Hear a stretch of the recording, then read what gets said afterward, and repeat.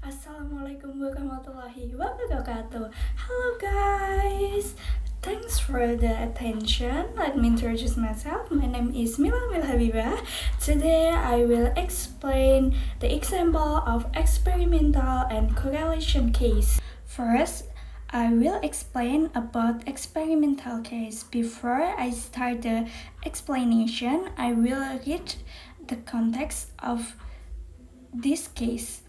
The title, Exploring the Effect of Using Mirroring Technique on the Speaking Fluency 11th Grade Students in SMAN 1 Ponggok. Context, an English teacher would like to help students improve their speaking fluency. 15 students in the 11th grade at SMAN 1 Ponggok are randomly selected to join a program using mirroring technique for speaking. 2 tests are administered before and after the treatment.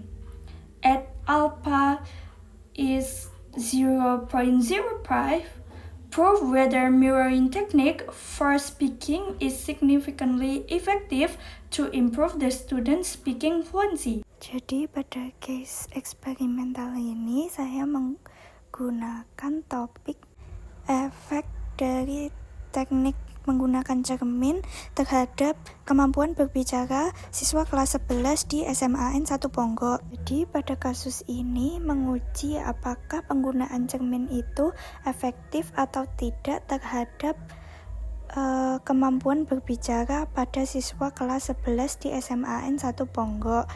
Data diambil dari 2 tes yang telah dilakukan, yaitu tes before treatment and after the treatment. So, in the next step is develop the null hypothesis. The null hypothesis from this case is there is no significant difference between students speaking fluency before and after the mirroring technique. Hello guys, I will give you a tutorial how to test the hypothesis. The first, you open the SPSS and click Variable View. Give the name of variable after and before, and the names of the sets of score that we are studying. Don't forget to set decimal column with 0 number. You can give the description in the label that the score is scores before treatment and scores after treatment. After that, click Data View and insert the data. You can copy the data from the Word table, and you can input pre-test scores into before column and post-test scores into after column.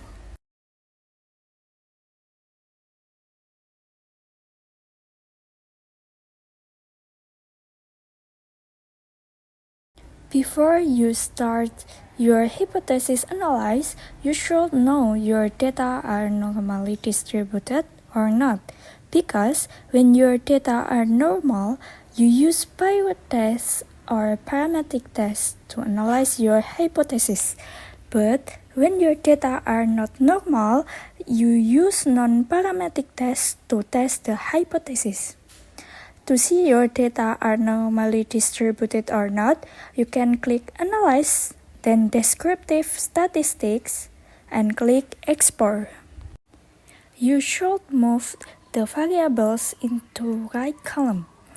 Don't forget to click Normality Plot with Test, Continue, and after that, you click OK. You can scroll down the result and look at this table in SPSS, table in test of normality. Because the data is smaller than 50, you see the result of Saviro Wilk. The sig of both data are bigger than 0.05, which are normally distributed. So the analyze use pivot test. Back to data view. You can click Analyze, then click Compare Means, and then click Pirate Sample t-test. You should move the variables into right column, and after that, you click OK.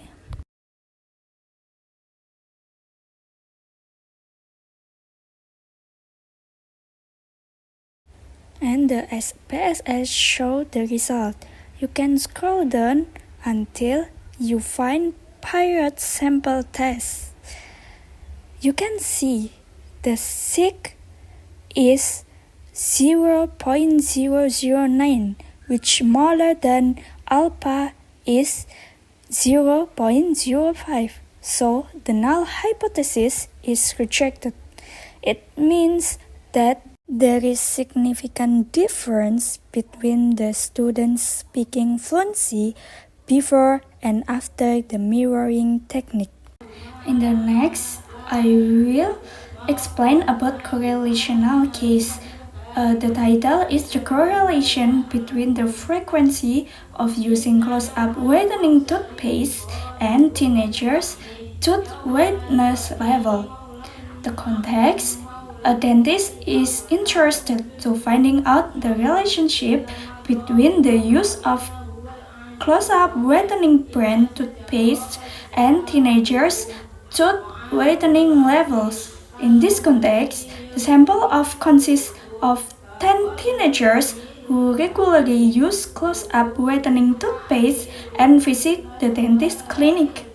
She grades the frequency of using close-up whitening toothpaste on a scale from 1, never, to 7, always, and grades the toothpaste whiteness level that assessed by the dentist on a scale from 1, very poor, to 7, excellent.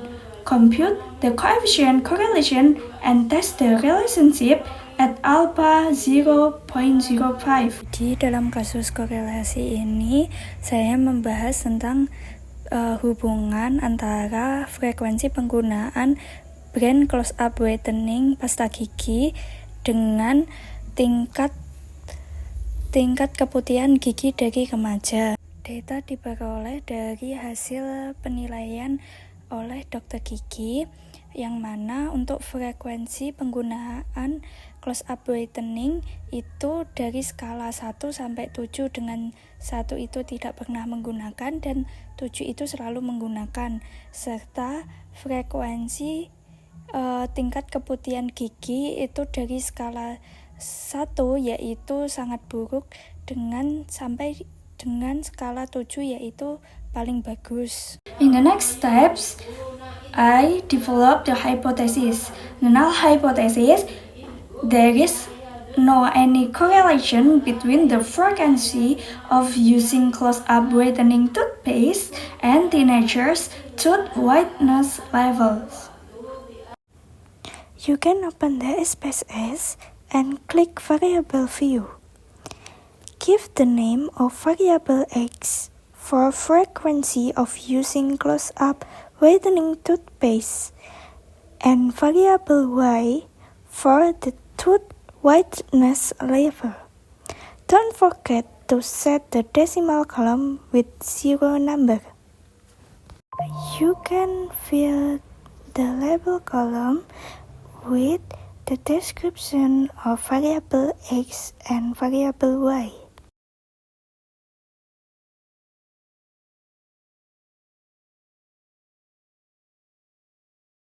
After that, input the scale from the table above into the X column and Y column. Because the data are ordinal, the correlational test is using Spearman test, no need normality test. Jadi, dikarenakan datanya ordinal, itu menggunakan Spearman correlational coefficient. Jadi tidak perlu tes normalitas data lagi, langsung kita ujikan korelasionalnya menggunakan Spearman test or non-parametric test. And then you can click Analyze and click Correlate. After that, click Bivariate. you should move the variables into right column. Don't forget to click Spearman and you click OK. Karena kita menggunakan Spearman test, jadi untuk kolom person itu dihilangkan centangnya lalu diganti dengan kolom Spearman. Dan selanjutnya klik OK. Look at the correlation coefficient column in the table above. The Spearman correlation coefficient is 0.734. No any negative sign. It means the correlation is positive and the score is closer to 1. Represent the correlation is strong. So this case includes in strong positive correlation. After that, look at the sig or p-value. Shows 0.015, which is smaller than 0.05. So the null hypothesis is rejected. So there is any correlation between the frequency of using close-up whitening toothpaste and teenagers' tooth whiteness levels. Jadi bisa teman-teman lihat pada hasil correlation coefficient menunjukkan 0.734. Tidak ada tanda negatif atau minus yang berarti correlation di sini bernilai positif. Dan skor tadi yang 0.734 itu mendekati angka 1 yang berarti korelasi ini, hubungan ini adalah kuat karena mendekati angka 1. So, untuk kasus ini itu termasuk pada hubungan strong positive correlation, yaitu hubungan positif yang kuat. Dan untuk nilai sig yang menunjukkan angka 0.015 yang berarti itu lebih kecil daripada 0.05 yang menandakan bahwa null hypothesis itu ditolak.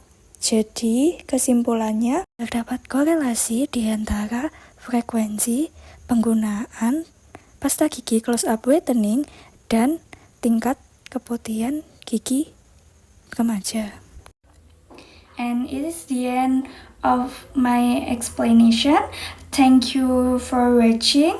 Nice attention. Sorry if I have mistakes. Wassalamualaikum warahmatullahi wabarakatuh. Bye bye.